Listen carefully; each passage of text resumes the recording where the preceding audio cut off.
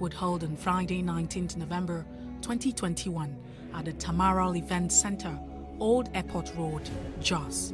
Time 4 to 6 p.m.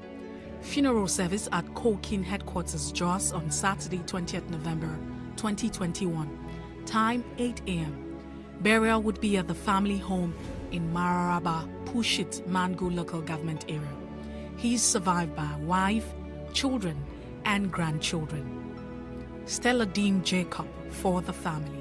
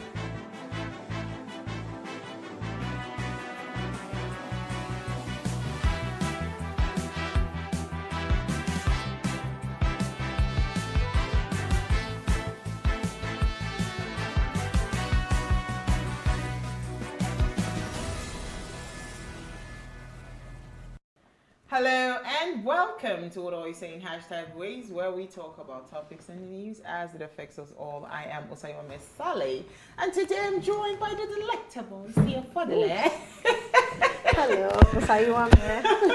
And Uti Elu. Hello. Today you guys are rocking dreads. Oh yes, we're in the mood. It goes. I'm trying to be, I think it was between Elsie and Marianne that I've been converted. And I actually quite like it. I don't know if it's the color or what, but I'm loving it. And it's quite comfy. So forgiving. It is. It actually is. So light. So yeah. Looks really good on you. Tankle. Absolutely. All right. So today we are doing the part 2 from where we started on what's it called? Tuesday, I believe. We're still talking governance and all those matters. And here's what we found as today's quote: accept responsibility for your actions, be accountable for your results, and take ownership for your mistakes. I mean, we're talking accountability today, and remember we had talked about holding your leaders accountable on Tuesday, and you raised the question or the subject of accountability. All right, so in defining accountability, asking rather, how well are we faring as regards accountability as a country and as a people? And when we open our phone line, we'd really love to hear what you have to say. But first, we'll take a break to see what we found in the news.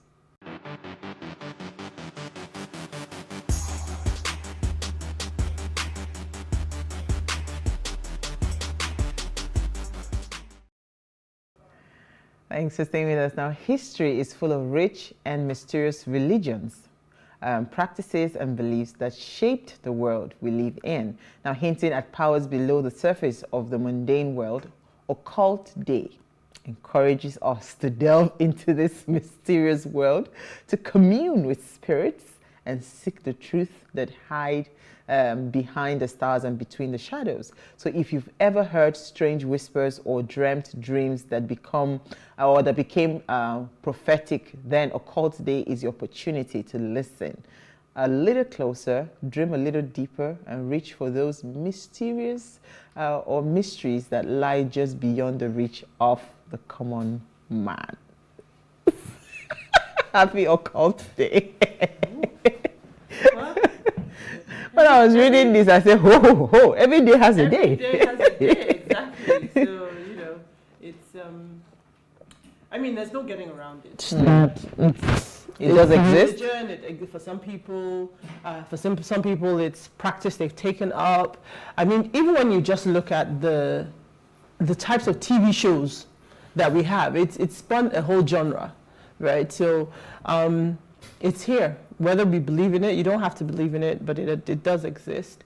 And, you know, like I said, every day has its day. So happy Occult Day to somebody out there. Yeah, I'll look at it from the context of the types of occults we have different types of occult practices, and that will be, you know, whenever it comes to that of Africa, it's totally different from the Western world. So I would say happy different type of occult day. You know, I mean, it's interesting you mentioning Africa. I remember when my sister was doing her graduation in Lancaster. So we went to the UK, all of us as a family. And we went to the zoo. I can't remember where that zoo was in London. So we went to the zoo. Oh, London Zoo itself. Yeah, so I remember passing, West London, yeah. I remember passing through one place where they were pointing at a tree. Okay. Something that has to do with some witchcraft gathering, that they do some gatherings and they do the mysteries and all that. They just do it like a normal thing, even in Nigeria. You know? Well, I mean, the thing is, I mean, let's face it, even in Nigeria, it happens now. Like, so I mean, the funny thing about no, but ours is, that one was just like, ours they would put a lot of red colors, white colors, blue colors. Yeah, so you know, everybody was just a regular tree that anybody can actually just walk up to. But everybody has their practices. So, you know, it's different for everyone. You know, even in the Caribbean, they have their practices. So there's so many different things. And, you know, it's morphed because sometimes you look and research some of these things and you see a little bit of the Yoruba has entered. So you start to hear God's different names exactly that have, you know, Brazil, all those places. So, I mean, it's here, it's, would I put it that before we got Christianity, we all had our, you know, deities and whatever it was that we worshipped back then, and different beliefs. So, yeah. My dad had to change his name, so his name was Igminovia. I think Ovia is the god of iron, I believe. No, Ogun is the god of iron. No, Ovia in Edo state. Ogun. Ah, okay, so Ovia is god of thunder or something. It's god of something, Sha. Okay. Maybe somebody that is from Edo state, please help us. I am from Edo state. But he now changed it to Igbi. So I run to Ovia. That was the meaning. So he now changed it to Igbinosa. I run to God when he became a born again Christian. Right. So I mean, we all have, like you rightly said, we all have that, you know, that history where, Absolutely. Okay. We'll find the meaning of Ovia. My father will deal with me today because I'm sure he's watching. You know, I don't remember what Ovia means.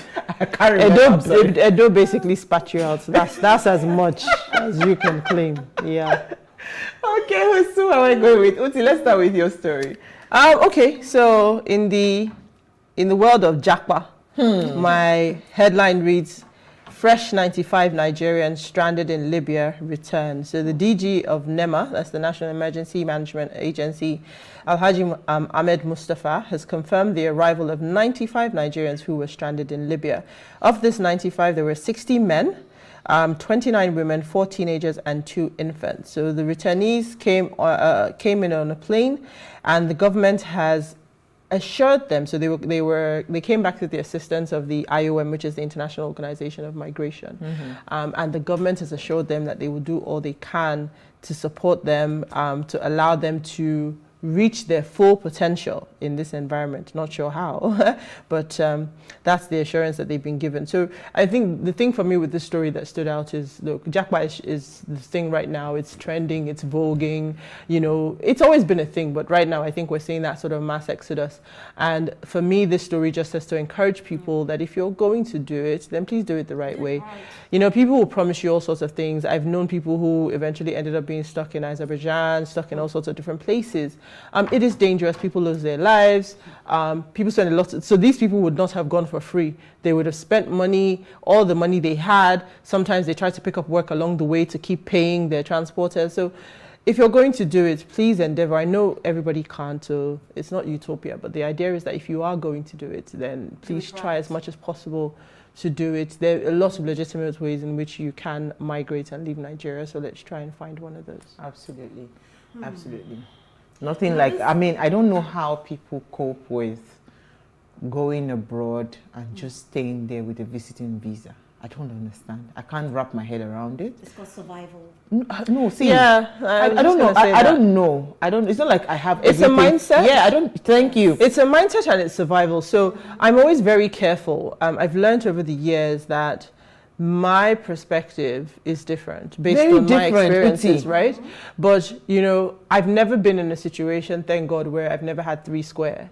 There are people who can go days without food. I know. So that's all you're going to see. Sure. You're not so going to see what I was even going to say, it's not like I have it all figured out. It's not like I was raised with a silver spoon or something.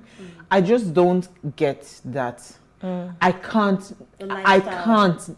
can never be caught dead doing that. It's not possible because it's not just inside of me. So I keep wondering, and I'm actually curious to understand the mind of someone that would go with a visiting visa, or even do the ones that they do where they go through what's it called, deserts and all of that. I can't. Someone that actually did that. And he came back from Spain also to tell the story.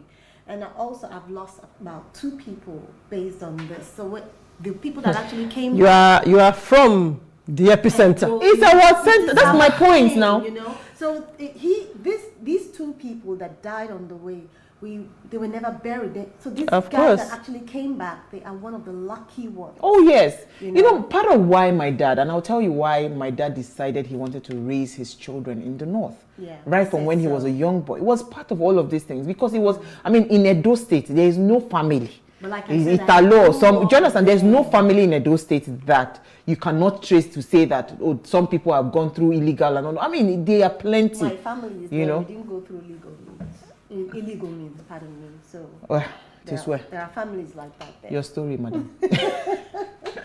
Okay, my story. I'm going to keep it short, basically.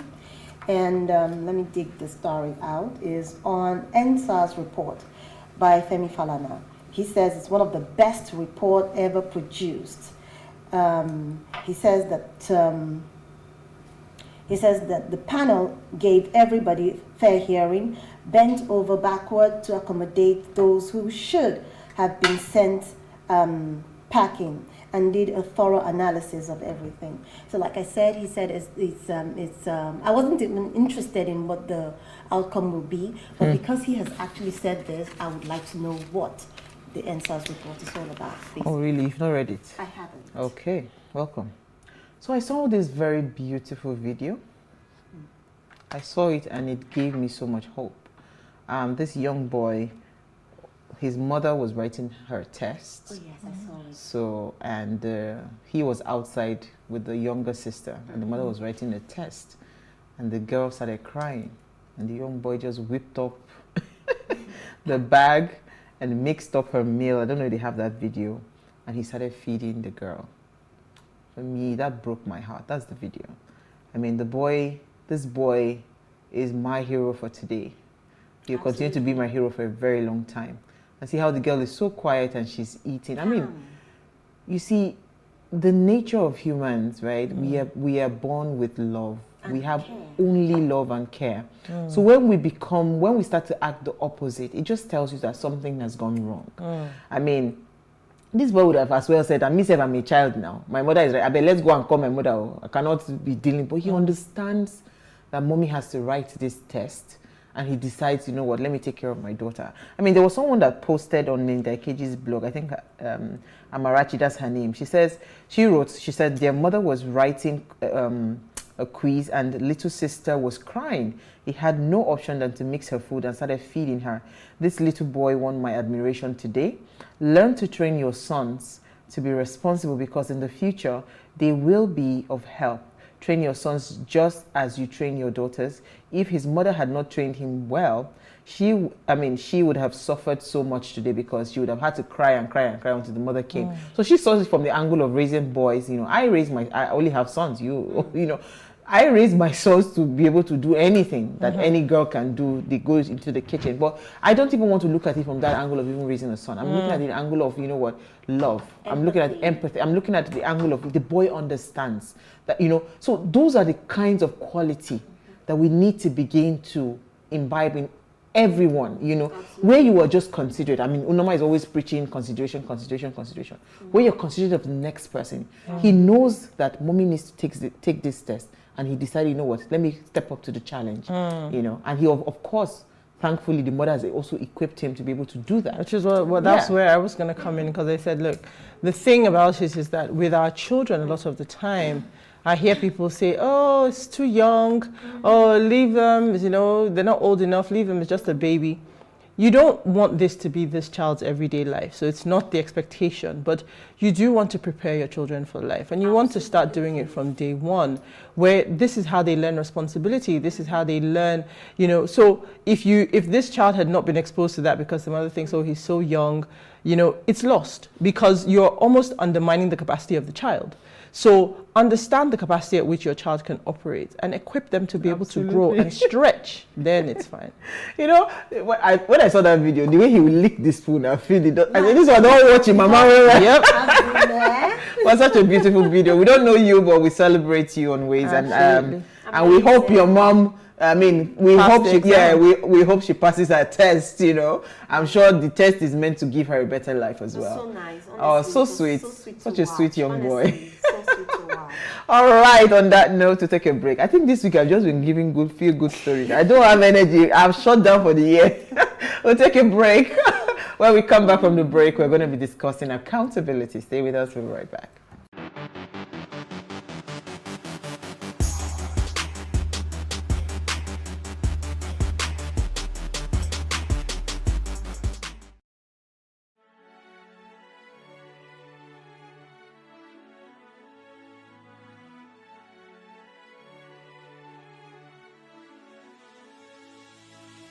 It is engagement we need to have. Those who suffer miscarriages are never taken into account. Members of the National Assembly are also influence peddlers.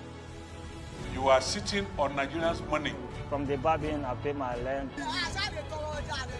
On the barbing, I send my children to school. A consultative engagement. No any tangible notification before they ban us. It's one thing for people to be at your back and the heat of the moment, and another thing for them to still be with you when push comes to shove. I will do everything to take Lagos out of the national grid.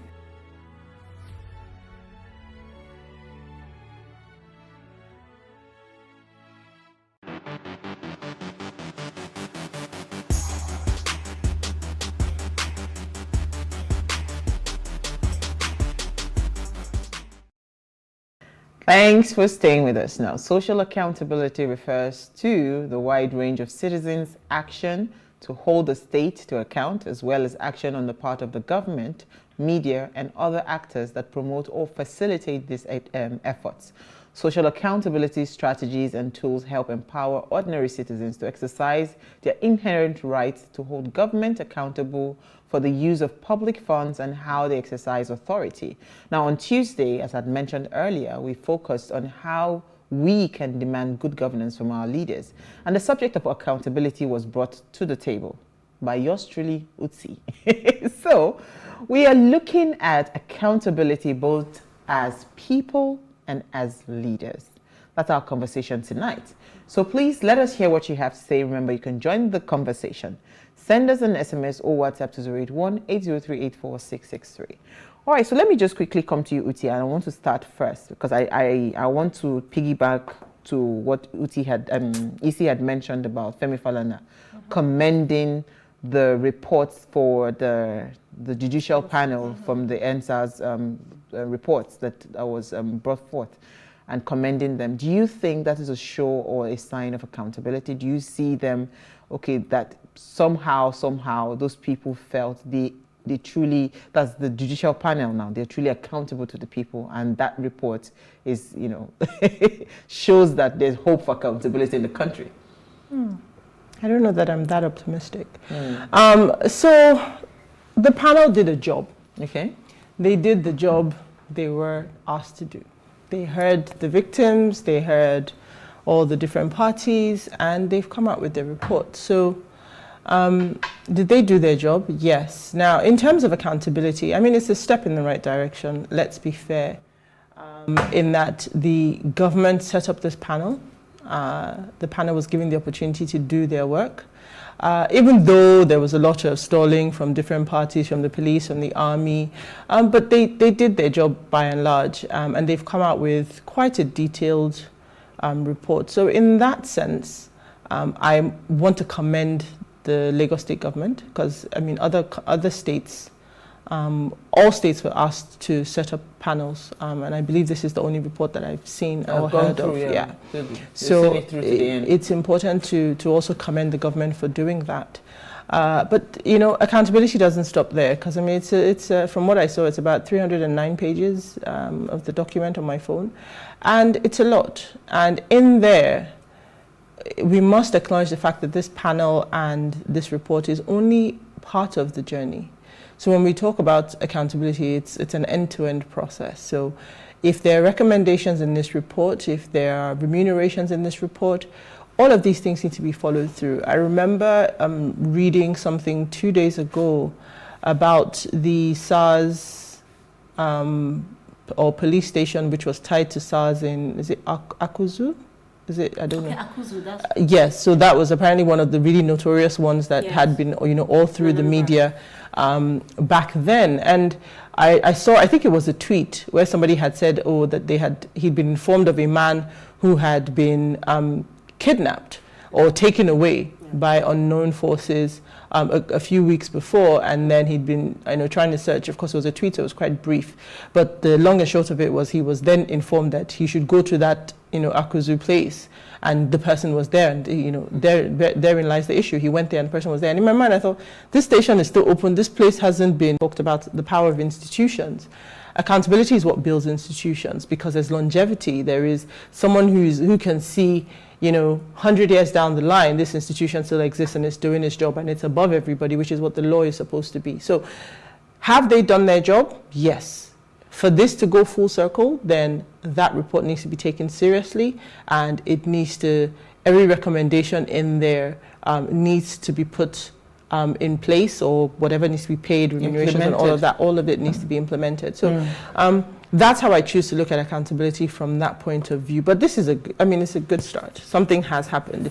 We've seen enough times when they say, oh, we're going to report this, we're going to investigate this. And so many, I mean, even when we talked about building collapses, for example, all the ones that have happened, we haven't heard, whether it was at the, was it Church for All Nations, so many, and we haven't heard anything about convictions, whether it's that it's happening and it's not being reported, or it hasn't happened at all. The fact is, we don't seem to have any closure, and it keeps happening. So accountability is a cycle. It's not a one-off event.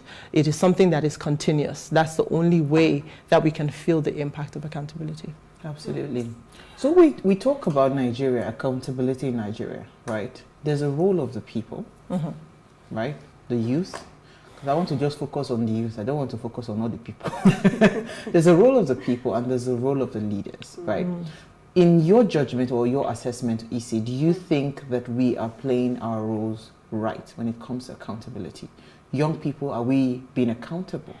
And the leaders, because everybody will say our leaders are not accountable, but do you think us as young people, as the youth, do you think we are playing our role? We are being accountable to our country? I won't take, to respond to that question, I won't say it is a one-size-fits-all. Basically, to respond to it, I would take it from the angle of, you know, there are different views in this aspect, and this is the this is going to be like, we have individuals who are interested in being who they are. We have youths who are interested in standing for the rights of the people. We have youths who are interested in just being selfish and self-centered. And we also have the youth who want to pass the responsibility of whatever they have done to someone else. So I will take it from different perspectives, and I will start with the one who decides to take whatever responsibility they have and pass it on to someone else. Take the glory. And we have lots of them like that. Wait, calm down.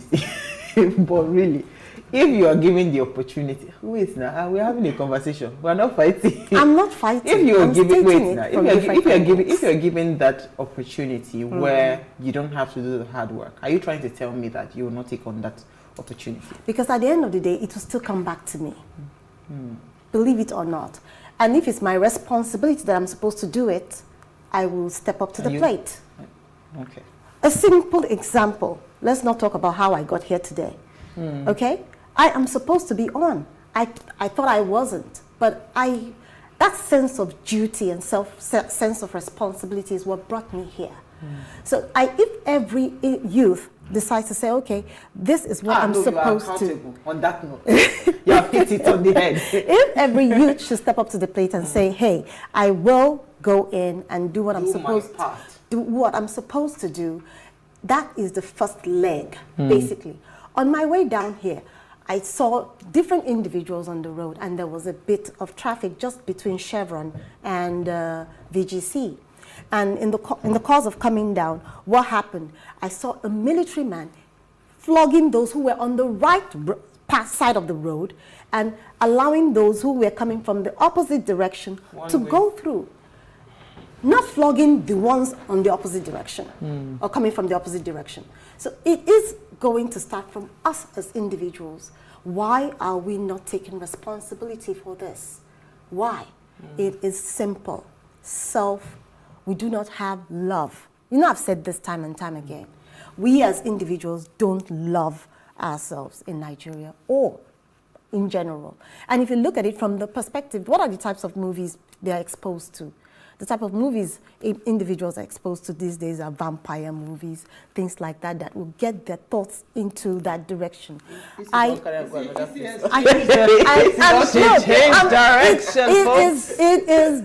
are too many things that are contributing to what we have today. I hear the part of... So accountability is, like Uti said, is a marathon. No, so what I hear that part of where you say we do not have love for each other. Yes. I hear that part clearly. Wait. I hear that part. Believe me. I say I hear her. I didn't say whether I agree or I did not agree. I agree. But I hear you when you say that. And so let's piggyback to the NSAS protest. What is even bringing all of these conversations up? When I saw young people coming together, do you understand? For the first time, I truly had hope that it's not for lack of love. Do you understand? We truly do love each other, because that fight was not I was not fighting for myself. I was fighting both for the young person out there on the street, and I was fighting for even the security personnel, for a better life for them. You know? So where are we getting it wrong when it comes to the expression or the demand for accountability from our leaders? And I'll come to you, because it seems like we already have a clear picture of what we want or what we seem to want as a country. We want a better Nigeria. We want to be able to say, you know what, I can wake up and be nobody's daughter, and yet I will make it in life. Just like the way you go abroad.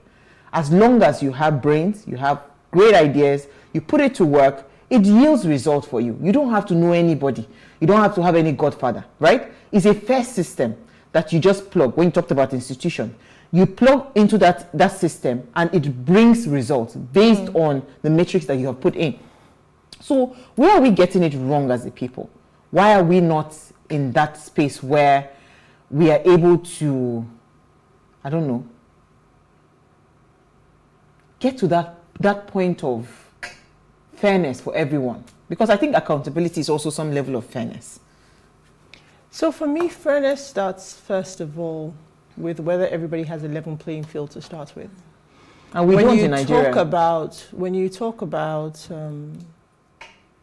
everybody abroad having a level playing field, it doesn't mean that the situations that you see, there are also people that grew up there entitled. There are also people that, you know, have opportunities that other people don't have. So that's not a phenomenon unique to Nigeria. The difference we have, first and foremost, is from the foundation. Some people have the odds stacked against them because we don't have an inclusive education system. We don't even have, our culture, first of all, prioritizes the wrong things. So you see a person who grew up with the odds stacked against them, so they didn't have proper education, they were in a family that was uneducated, and rather than focus on wanting to be better, that cycle just self-propagates itself. So that person's focus is on, oh, as soon as I get to 18 or 20, I'm going to find a man, I'm going to marry, I'm going to have kids. So the cycle continues. So people are continuously being raised in that cycle. And remember I said this is not something that's unique to Nigeria. Now, in those situations, some people will wake up and, even in America, you hear people say, I'm the first person in my family to get a GED, I'm the first person in my family to go finish high school, to go to university. So it's not unique to Nigeria. But we do have a mass volume of it. And our culture, like I said, breeds that cycle to continue. So you start from there, right? Now, when you then are in the environment that we're in, where there's a huge view, opulence is in full view of everyone, right? And the source of this opulence is not necessarily, as can maybe be seen in other climes, which is where the difference for me is, that it is a result of hard work, it is a result of ingenuity. Today, Elon Musk is the richest man in the world, and we know how, we know why. But what we see here is we see opulence.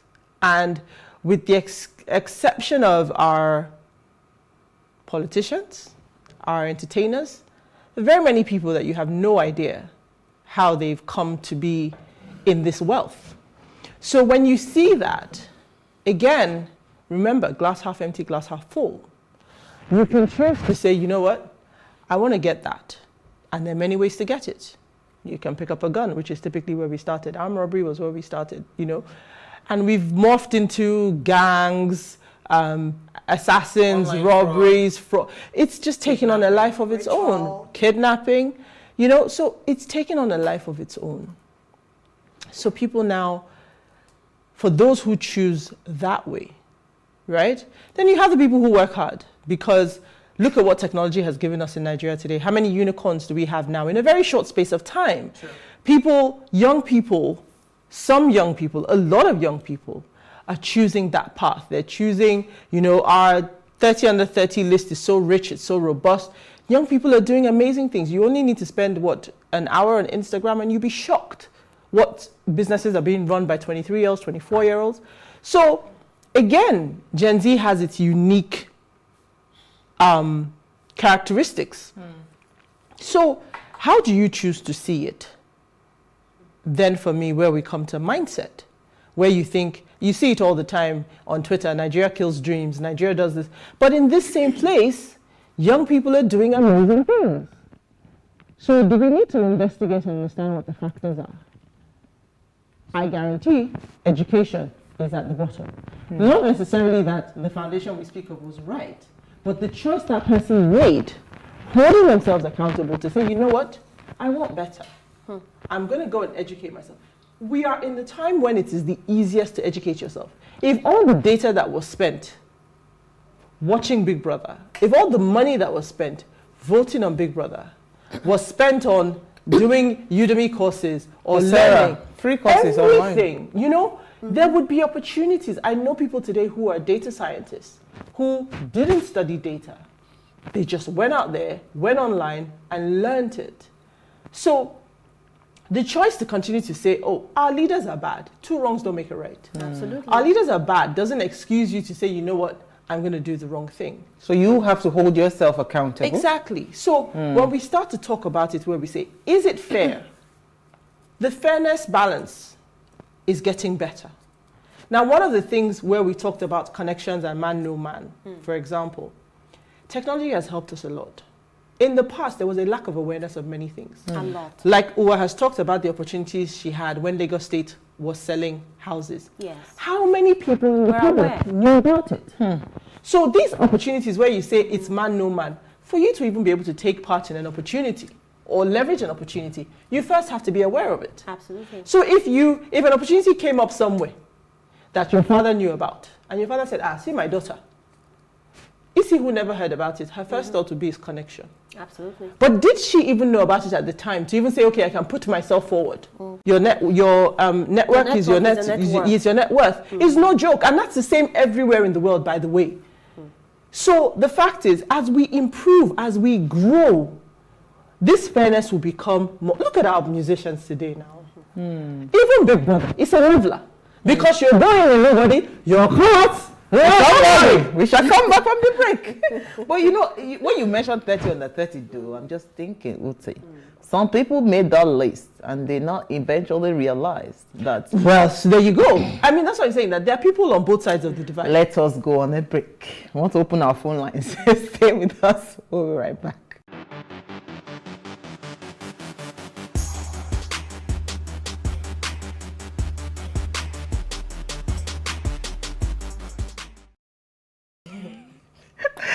Now, if you just tuned in, it's our ladies' night out, and we are focusing on accountability in Nigeria, right?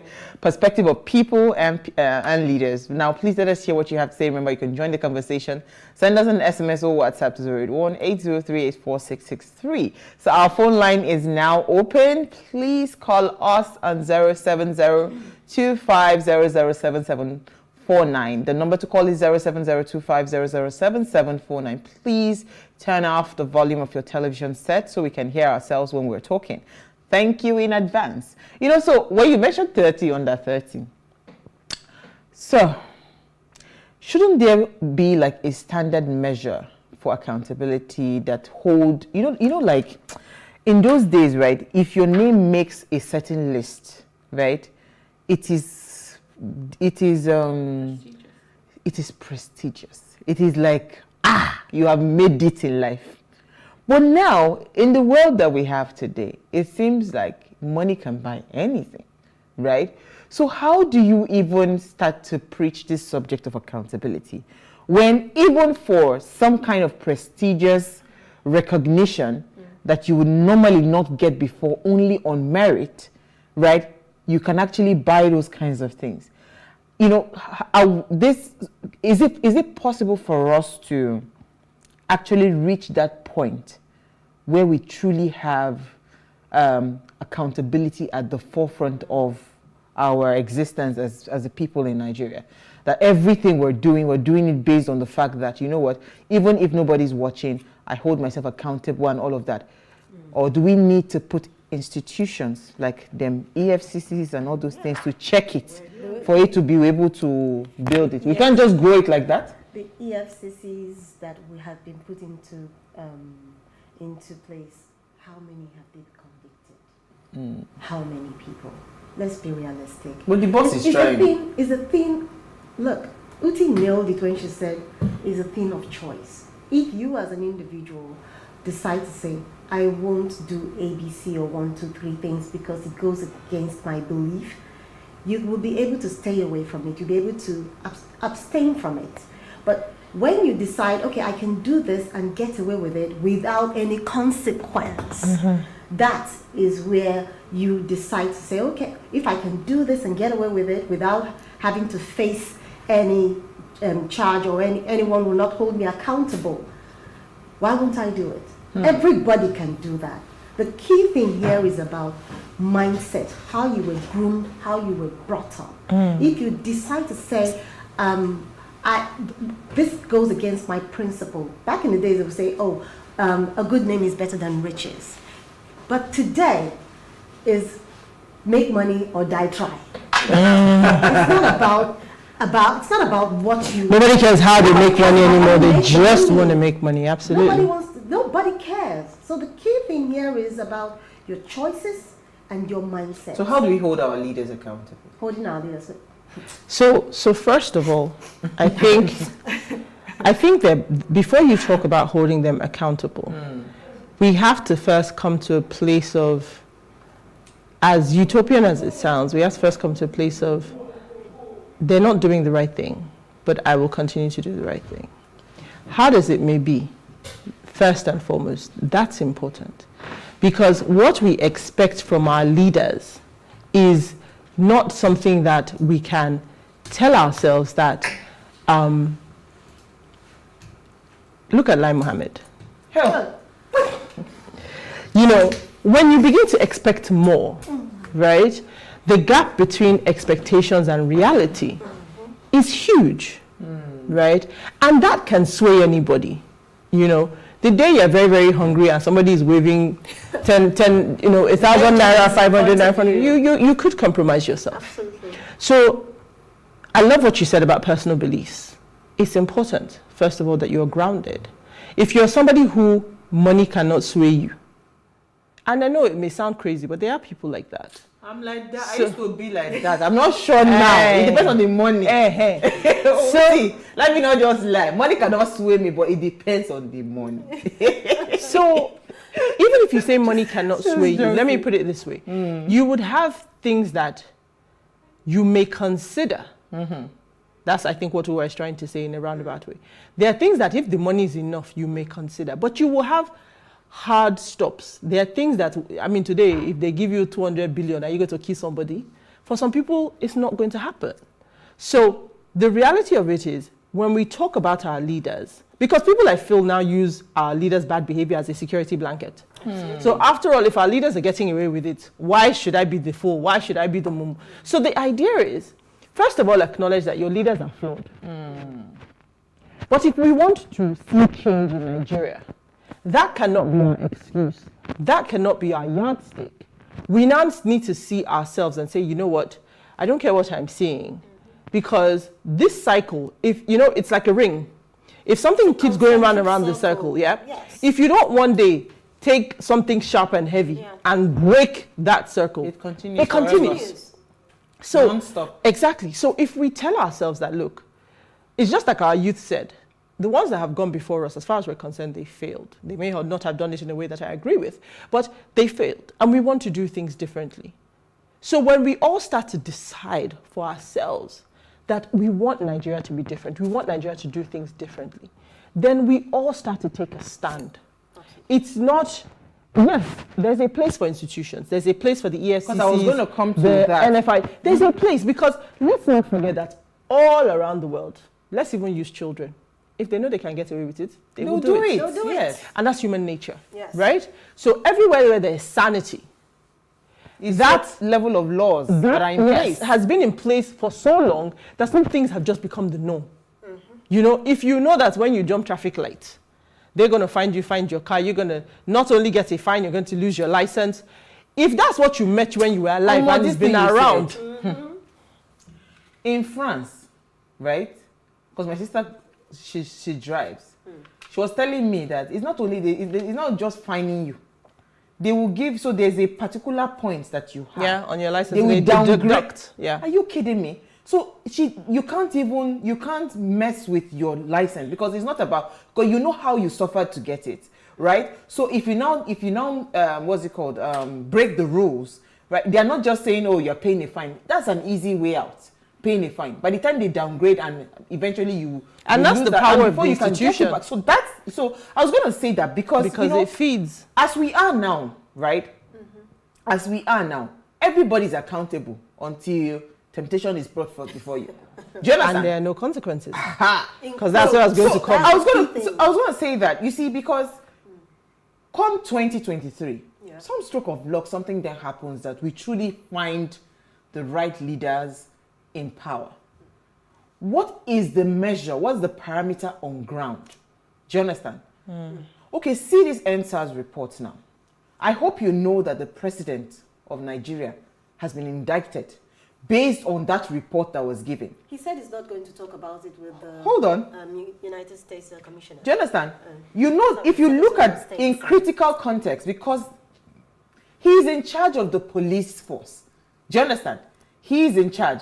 There are some directives that cannot come out until, or he then delegates, right? The governor of this state has been indicted as well. If you really want to follow the critical look on that report. So who is holding them accountable to say, you know what? You need to answer to this report. So there's no institution, right? So even if something happens tomorrow, that there's some stroke of miracle, a wand is waved in the air, and Uti becomes president. As long as you know, even though Uti is upright and whatever now, you never smell power. You never smell money. It's true. As long as you know that there are no consequences for whatever it is that you're doing, you're not going to be accountable to anybody. You just do your bidding. So how do we start to place institutions, right, that is independent of this government bureaucracies or whatever it is, that can stand and be like a watchdog to this government? But let me take Charles, then I'll come to you ladies. And we have some messages. Charles, are you there? Thank you for calling. Yeah, good evening. Wow. Hi. Hi. Yeah, thank you. Good evening. Good evening. Well, my take is as regards to the issue of accountability in this country, even if we have institutions that are supposed to check these are our leaders, I don't like calling them leaders, I like calling them people we have in authority, because I don't really, some of them sometimes they don't really demonstrate what it takes to actually be called a leader. Even if we have institutions that are supposed to check, even if we have institutions that are supposed to check their activities, they still have a way of maneuvering those institutions. And at the end of the day, some of the way they behave, they don't really show as if they are accountable to us. Look at what happened to the Chief Justice, Justice Medodili the other day. Her president was attacked. And up till now, as I speak with you, sir, people that were paraded that day, I really do not believe that those people were the people that did that thing. I really do not believe those people that were paraded. And some people have the finger, up till now, nothing has happened. If we have a country where the leaders are accountable, there was something was supposed to have been done up till now. Now look at the way the former Chief Justice of the Federation was removed from office through an as parte order. Up till now, that case just died like that. Now come to the issue of NSAS. As far as I'm concerned, nothing will come out from the recommendation of that panel, because the president himself never saw those protests as a genuine protest. He saw it as an attempt to remove his government. So anybody that is holding on, waiting for something to be done, should just be it's just dreaming. Nobody is going to be held accountable. Nobody. I repeat, nobody is going to be held accountable, because as a matter of fact, those people might even be promoted. Those soldiers that went there that day might even be promoted, because he saw it as people that were intending to bring down his government, not even minding the fact that those protests were genuine protests.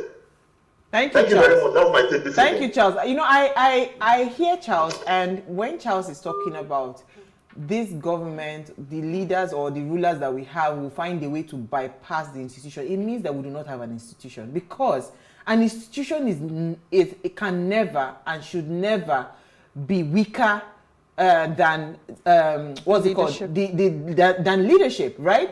If they are able to bypass or to go around those institutions, it means that those institutions, they do not exist. You understand? I just want us to put it out clearly. if an institution does exist and they're supposed to be doing what they're meant to do, the institutions cannot be broken. You can't penetrate those institutions if you truly have an institution. I mean, look at Donald Trump in the US. If not for the fact that they have very strong institutions, right? That was stronger than the man. Stronger than him. He would have been able to do a lot of things and undo. So I'm glad you mentioned Donald Trump, because we should also be careful when we talk about institutions, what we are calling institutions. I go back to... You know what? Hold that thought. Okay. Let me take Richard, then I'll come back to you, Oti. I have some. Richard, thank you for calling. Don't worry, you have some. Good evening, guys. Hi, Richard. Thank you for calling. Yes, we have what is called leadership and rulership. Oh, rulership. What we have in Nigeria are a bunch of rulers. Now, how do you think that they will strengthen the institutions to question the terrible things they do in office? Their leadership. So the only way for them to keep strengthening what they are doing is to make sure they keep weakening the system. So except we get to that part where the system becomes stronger than the individuals, then people can be called to question. It's as simple as ABC. But with this crop of leaders, rulers that we have now, they will never allow the system. You will not allow those institutions to work. Thank you. Uti, complete your thoughts. Yeah. The consequences is a huge part, and we've said a lot. The judiciary play a huge part in accountability. When you talk about Donald Trump, when you talk about even the situation with your sister and the license, there's a consequence. If your points are reduced, you're at risk of losing your license, your insurance goes up. So many things are impacted. So there are consequences that tell you that, look, if I veer, there will be a problem. Absolutely. The American government, if the media today leaks a story, it can bring down a government. The people are powerful, we call for resignations, something happens. Do we have that in Nigeria today? No. So when we are talking about institutions, let's even define what is, because it's not always an EFCC, maybe not so much our fault because we've been conditioned that way with what has happened over the years. But there's no follow through. In 2 minutes, we'll forget about something and we'll move on to the next thing. We're all still fighting for daily bread. We're all still fighting to survive. All of that takes up the time where some people abroad are dogged in the, I will follow this thing through. Till the end. Till the end. We don't have that. Years. So, I mean, we're running out of time, so I'll just take my message. So this is from Bissy, and Bissy says, good evening, ladies. Most Nigerians don't care about being accountable, especially when public funds are involved. We feel we do not owe anybody any explanation when asked certain questions we ought to be responsible for. We abuse public utilities while we care about ours. But both the youths and our leaders are guilty of not being accountable. We need to change our orientation to know that accountability is not a weakness, but a strength. We should start training the young ones on the importance of great values. I think Bissy has touched on quite a few important things there. Then let's take your comment, then I'll come to your comment. Okay. Yeah.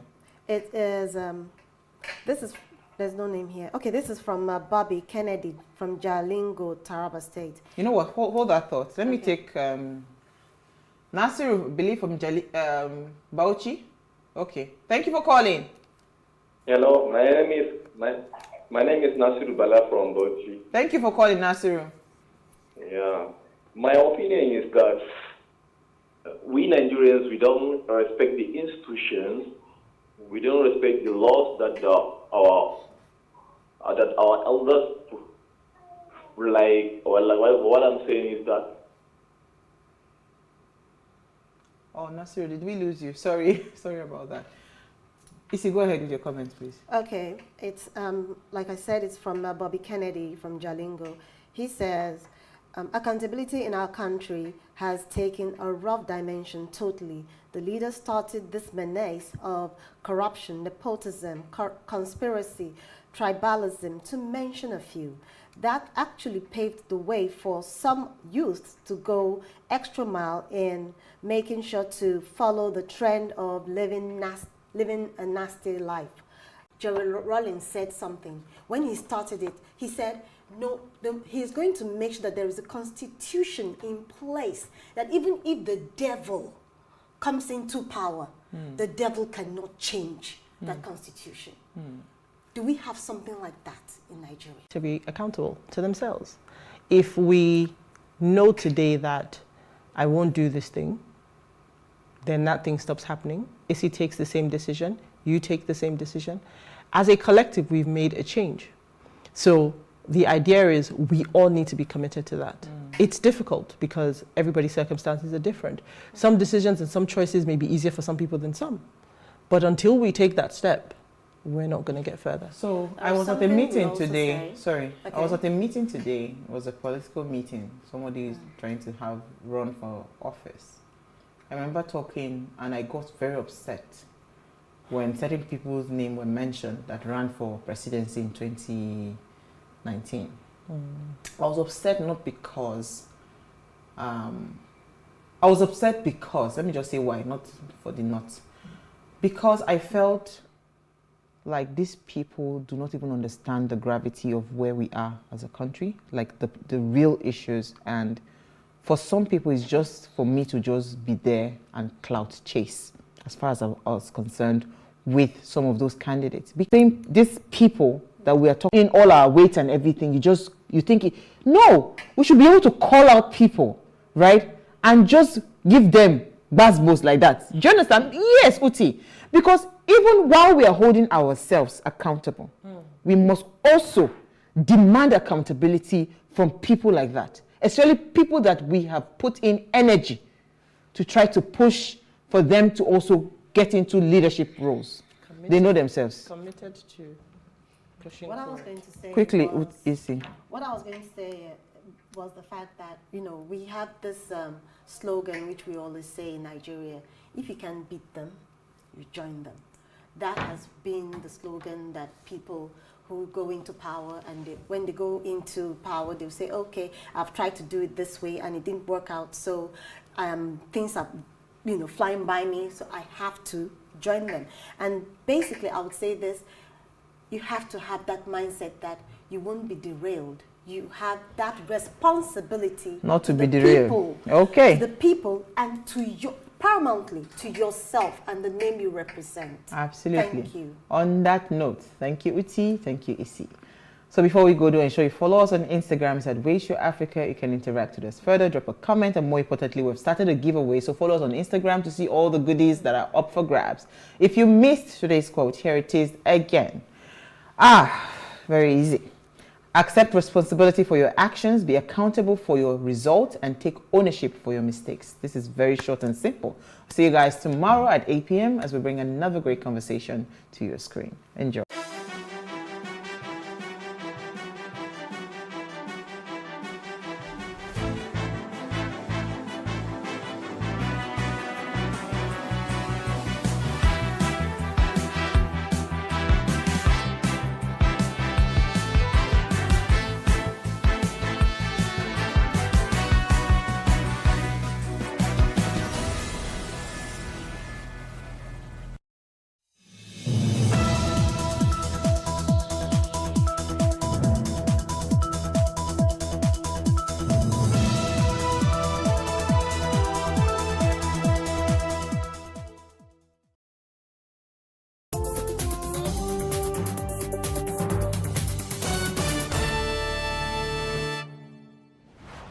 Kinky, frizzy, nappy, cruise, all words used in different parts of the world to describe the hair of people of African descent, usually with a derogatory connotation. With very diverse hair texture, African women on the continent and around the world have always faced challenges with the way they wear their hair, especially in a society that has framed the idea that beautiful hair doesn't naturally belong to their hair type. However, in recent years, we've begun to see African women in natural or braided hair more often and being accepted due to seemingly open cultures and even Bior. Haiti Adams Fitzpatrick is out today, but we are joined by our regular Our Voice contributor, Tatenda Gumbo, VOA's social media producer. Tatenda, welcome. Thank you. It's good to be back. We are also so happy to be joined by a gentleman today, Arzuma Kompare, who recently produced a VOA hair documentary called Braiding the Dream. Arzuma, welcome back to Our Voices. Thanks for having me. Braiding the Dream, a special report produced by VOA's Arzuma Kompare and Mariama Traore that takes us into the lives of top African hair braiders whose unique talent have helped them achieve the American dream. In this short segment, we're about to show you see the journey of women's quest for beauty, healing, and even a fight against social injustice through hair. Take a look. The salon is not only a place to look great, it is also a refuge from the outside world where women share stories and cultures. People who come newly from Africa is a place where they can learn the American culture, and the only place where, as African, we can actually have the opportunity to educate African American about our culture, about who we are, because many times you find ourselves that people think you people live in the bush. It's my first time getting cheeky twist. Okay, what's this in the back of my head? What's that? Oh. It's looking beautiful, it's painful, and